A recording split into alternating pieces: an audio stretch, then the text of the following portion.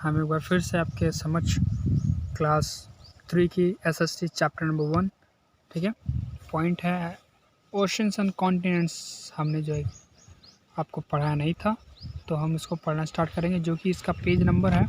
Page number आप जैसे कि देख रहे हैं, पेज नंबर 7 है, ठीक है। ये पेज नंबर 7, पेज नंबर 7 से हम क्या करेंगे, इसको पढ़ना स्टार्ट करेंगे, ठीक है। ओशन एंड कॉन्टिनेंट, जैसा कि आप देख पा रहे हैं, ओशंस का मतलब होता है समुद्र और कॉन्टिनेंट्स का मतलब होता है उपमहाद्वीप, ठीक है। उपमहाद्वीप होता है, कॉन्टिनेंट्स का मतलब उपमहाद्वीप। The very large water bodies are called oceans. आपको बता दें, पानी की अधिक मात्रा को उसकी, ठीक है, उसकी अधिक मात्रा को हम क्या कहते हैं, ओशंस कहते हैं। There are 5 oceans in all. आपको बता दें, यहाँ पे 5 प्रकार के ओशंस पाए जाते हैं, ठीक है। दे आर द पैसिफिक, ठीक है, जैसे कि आप देख पा रहे, they are the Pacific ocean, Atlantic ocean, Indian ocean, the Arctic ocean and the Antarctic ocean, ठीक है। प्रशांत महासागर है, समुद्र है, ठीक है, अटलांटिक ओशन है, इंडियन ओशन है, फिर आर्टिक ओशन है, अंटार्कटिक ओशन है।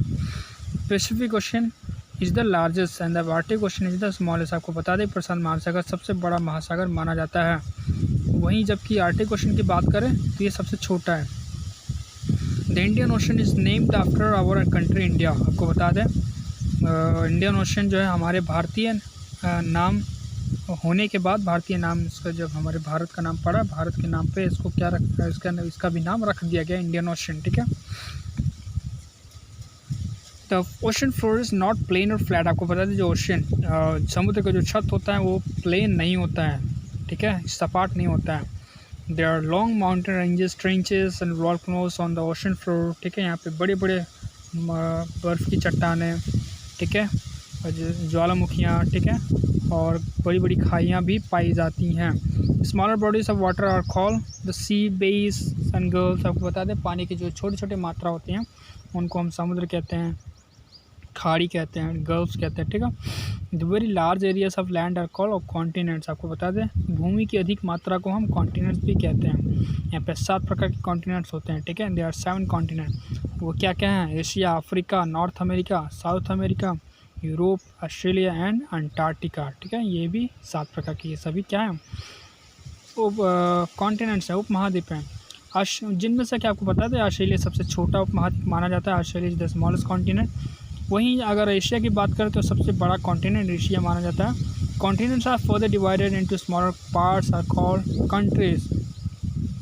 कॉन्टिनेंट जो है शीघ्र छोटे छोटे भागों में बढ़ जाता है, तो उसको हम क्या कहते हैं, कंट्रीज़ कहते हैं, देश। और country India lies in Asia. आपको बता दें, हमारा जो भारत है, कंट्री देश, वो एशिया में ही पड़ता है, ठीक है। ये look at the 2 halves of a globe, they saw all the oceans and continent. ये दोनों गोले के ऊपर आप देखिए, आपको सभी ओशंस और कॉन्टिनेंट दिख जाएंगे, ठीक है। देखिए ध्यान से, आपको दिखाई दे रहे होंगे इसमें। अमेजिंग फैक्ट्स देखिए यहाँ पे, north America is the oldest continent. North America क्या है, सबसे छोटा कॉन्टिनेंट माना जाता है, ओल्डेस्ट मतलब कि सबसे पुराना माना जाता है। Africa is the warmest continent. Africa जो कॉन्टिनेंट उपमहाद्वीप है, सबसे गर्म उपमहाद्वीप माना जाता है। Antarctica is non is the frozen continent because it is covered with snow through out the year. Antarctica जो है लगभग हर साल ये बर्फ़ से ढकी हुई रहती है, इसीलिए यहाँ पे बर्फ़ जमी हुई रहती है, इसलिए हम इसको बर्फ़ से जमा उपमहाद्वीप, बर्फ़ से जमा हुआ उपमहाद्वीप भी कहते हैं।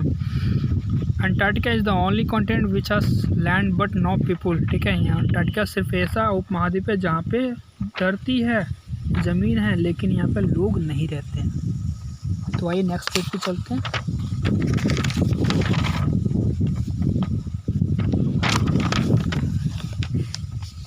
काफ़ी हवा चल रहा है यहाँ पे।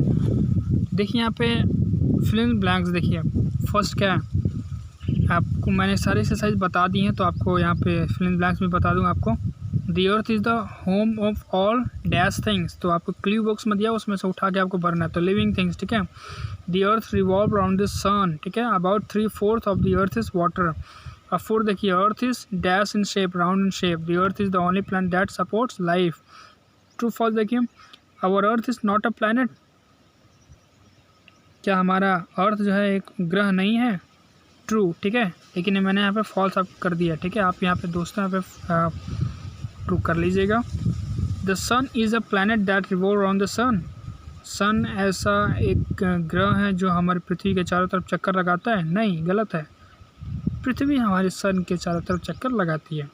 थर्ड क्या है? There is more water than land on the earth. क्या यहाँ पे ज़्यादा पानी है? ज़मीन से अगर कंपैरिजन करें तो हमारी पृथ्वी पे ज़्यादा पानी है, ठीक है, ज़मीन नहीं है। तो ये क्या हो जाएगा? ट्रू हो जाएगा।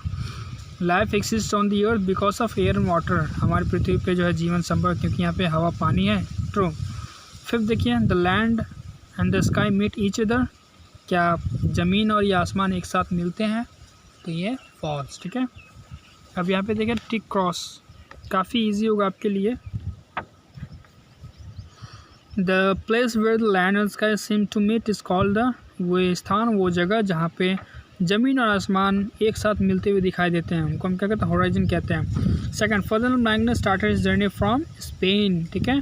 Third, place where the land and the sea seems to meet is called. वो स्थान, वो जगह जहाँ पे ज़मीन और समुद्र मिलते हुए दिखाई देते हैं, ठीक है, तो कॉस्ट कहेंगे, किनारा, ठीक है। Fourth, the place where the land and the sea seems to meet is called the. ये दोनों क्वेश्चन सेम है, ठीक है, तो आप क्या करिएगा? कॉस्ट को ही आंसर मारिएगा, ठीक है। अब देखिए नेम द फॉलोइंग में चलते हैं। ये नेम द फॉलोइंग देखिए, पहला क्या है आपका? नेम द फॉलोइंग में दिया हुआ है the country with which Edwin Aldrin belong, America. The year in which Neil Armstrong landed on the moon, 1969। 1969 में नील आर्मस्ट्रॉन्ग पाँव रखे थे चंद्रमा पे। Third, the planet where life is possible. वो ऐसा ग्रह का नाम बताइए जहाँ पे आपका जीवन संभव है, तो अर्थ है। फोर्थ देखिए, thin layer of air on the earth. एक पतला सा लेयर होता है हमारे पृथ्वी के चारों तरफ, उसको हम क्या कहते हैं? एटमॉस्फेयर कहते हैं, हवा का जो लेयर होता है। B, who was the first to go around the world. वो व्यक्ति का नाम बताइए जो दुनिया के चारों तरफ घूमा था, further Magellan. Second, what is the shape of the earth? Round, ठीक है। थर्ड क्वेश्चन को आप जो है काट दीजिएगा। फोर्थ देखिए, what makes life possible on the earth? तो एयर, वाटर, ठीक है। What is horizon? होराइजन आपको पता होगा कि जहाँ पे वो स्थान जहाँ पे लैंड और ये स्काई देखने में लगता है कि मिल रहे हो, तो उसी को हम क्या कहते हैं? होराइजन कहते हैं।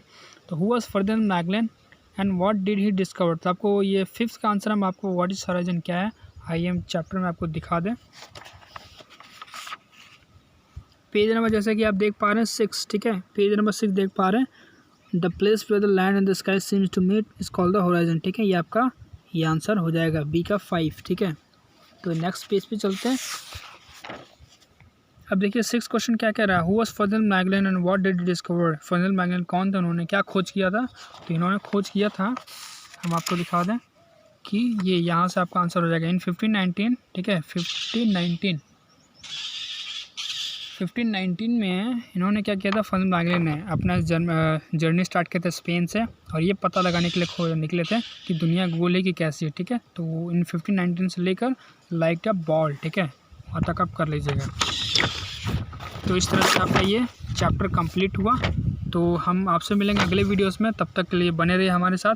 जितने वीडियोस हम आपके लिए बना रहे हैं, लेसन्स को बना रहे हैं, आप सभी को कृपया करके आप पढ़िए, घर में रहिए, सुरक्षित रहिए, ठीक है।